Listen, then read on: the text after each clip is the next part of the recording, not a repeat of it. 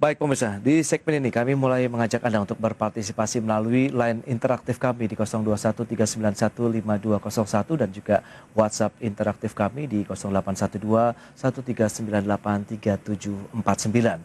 Dan untuk mereview perdagangan di sepanjang hari ini dan bagaimana proyeksi perdagangan untuk esok hari, kita akan berbincang melalui Zoom bersama dengan Praska Putrantio. Beliau adalah Senior Investment Consultant dari PT Infovesta Capital Advisory. Ya halo, selamat sore ini Pak Praska. Halo. Ya, halo, selamat sore. Ya. Apa kabar hari ini Pak Praska? Baik. Oke, ini terdengar menggema di studio Pak Praska, tapi suara saya cukup jelas ya. Ya halo, kita akan coba sapa kembali Pak Praska. Ya halo Pak Praska. Ya, halo, selamat sore. Baik, terima kasih atas waktu yang disempatkan ini Pak Praska. Kita kan mereview nih pergerakan indeks harga saham gabungan. Sementara teman-temannya di wilayah Asia sudah mulai ada yang melemah begitu. Apa yang menjadi penopang ataupun trigger indeks harga saham gabungan masih melaju di zona positif hari ini? Baik, ya.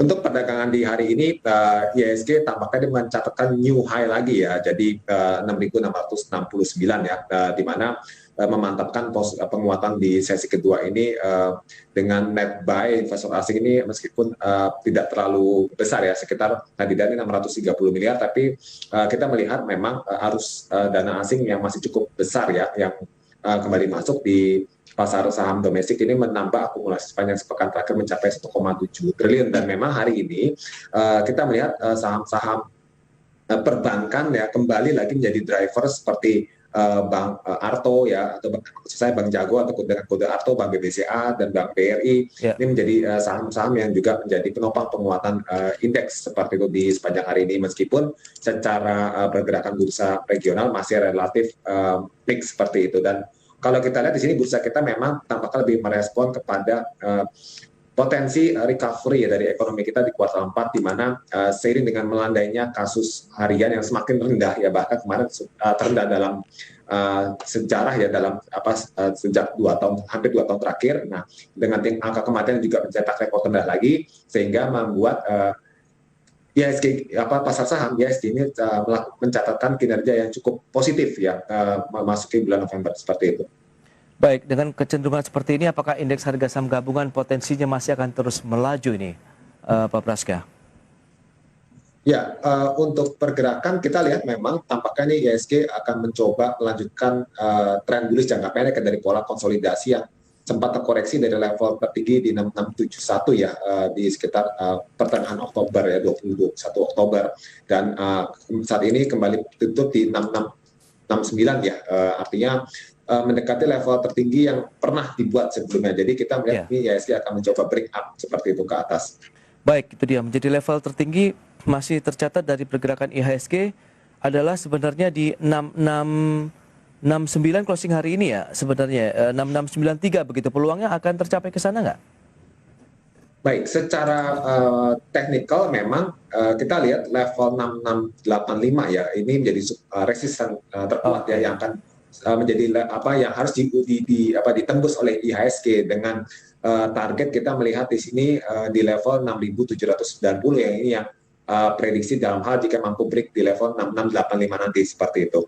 Hanya saja memang perlu kita perhatikan bahwa volume transaksi secara tren ya setelah menyentuh di atas level 6.500 ke 6.600 ini trennya memang agak sedikit secara rata cenderung menurun ya, dan itu yang membuat investor sudah harus lebih berhati-hati ya, lebih fokus pada short term trading seperti itu.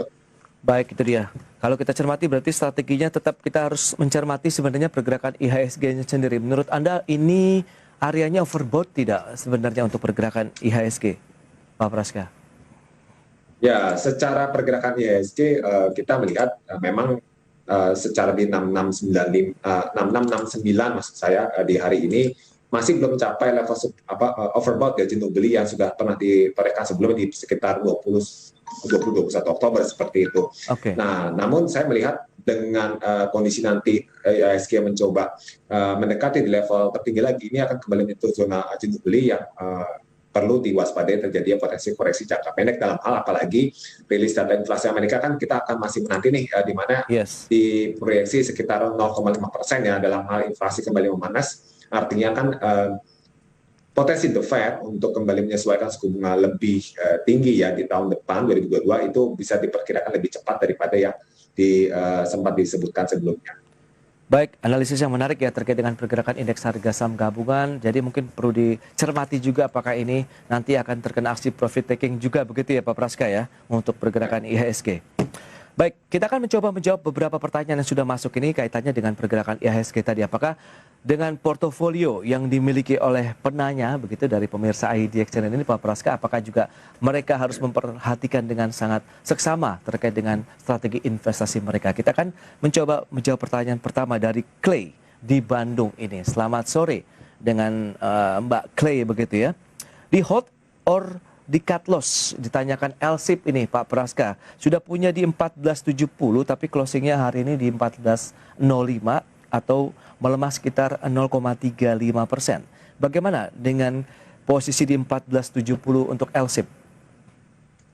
Baik, secara pergerakan harga dulu ya, LSIP ya London Sumatera ini kan ditopang oleh penguatan harga CPO ya secara rally dan memang secara dalam kurang lebih saya amati ini sekitar hampir sebulan terakhir ya dari awal Oktober ini membentuk pola konsolidasi cenderung ke arah rectangle seperti itu. Tapi memang saat ini kembali melemah sehingga menurut saya ada baiknya LSIP ini karena memang di posisi 1400 itu 1400 sampai ke 1500 ya ini menjadi level resisten yang sangat kuat sehingga diperkirakan ada baiknya saya melihat sini lebih ke cut loss dulu ya, kita profit taking dulu, kita lepas ya, cut loss sebagian ya, untuk tujuannya kita nanti buy on weakness seperti itu. Kenapa? Karena kita melihat di sini sebenarnya faktor secara CPO kan masih mencatatkan penguatan, hanya saja memang di akhir-akhir ini agak sedikit mengalami koreksi, sehingga itu yang saya perkirakan agak berdampak pada saham-saham berbasis CPO termasuk juga London Sumatera.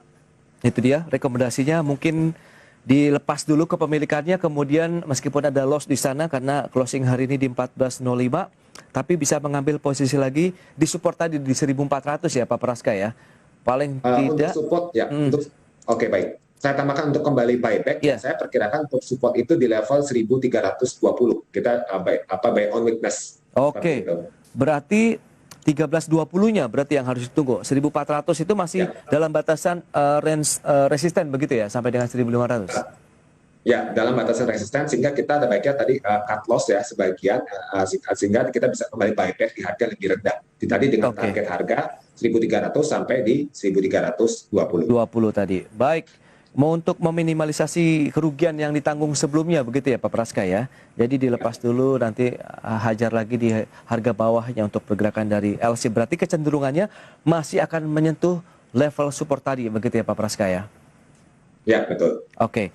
Dan sekarang kita ke Malang, Jawa Timur. Ada Pak Victor, selamat sore. Menanyakan BBKP, ini kok ARB. Kira-kira dalam minggu ini akan kemana? Baik. Ya, untuk BBKP sendiri kita lihat secara tren harga ya. Secara tren harga BBKP di sini kan memang dalam tren melandai ya seperti itu, dan meskipun hari ini kembali auto reject bawah ya ke harga 412 dari sebelumnya di harga 442, dan meskipun kalau kita lihat secara fundamental di sini saham BBKP sendiri yang saya pantau mencatatkan kinerja cukup ini ya belum secara Q2-nya cukup bagus, hanya saja Q3 belum rilis yang kita prediksi seharusnya dengan perubahan berganti manajemen yang pemilikan ini bisa memberikan kontribusi positif. Jadi ada baiknya BBKP ini kita bisa kembali akumulasi ya di level support yang lebih rendah, yaitu di level 400 di level 400 sampai 408 seperti itu ya. Dengan resistennya kita ini di sini untuk jangka pendeknya di level 455 sampai 460 seperti itu. Baik, jadi sebenarnya untuk tren dalam pekan ini akan kemana? Apakah pelemahan masih akan terus berlanjut?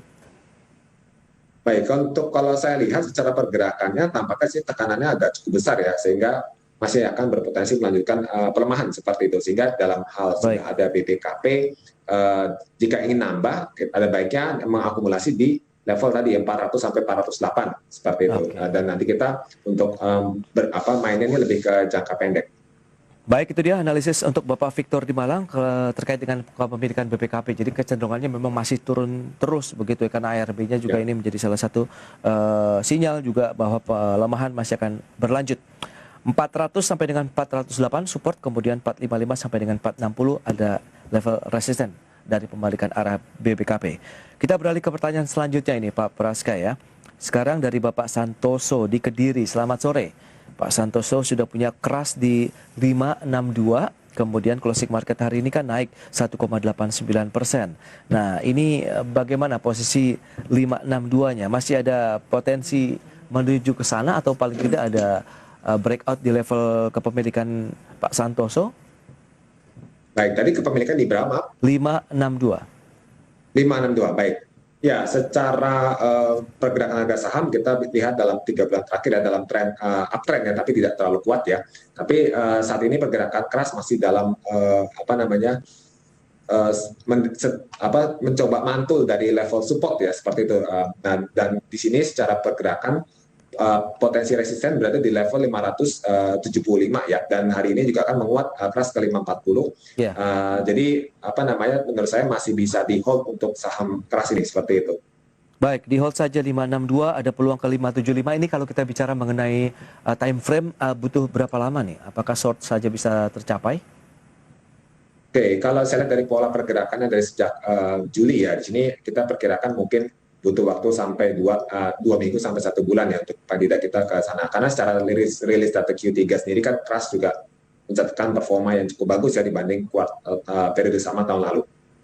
Baik, itu dia untuk Pak Santoso di Kediri, keras ya kepemilikannya. Jadi masih bisa di hold saja 562-nya. Karena ada peluang ke 575 nanti baru kita rilis begitu ya dari kepemilikan keras ya Pak Praska. Ya, betul. Baik.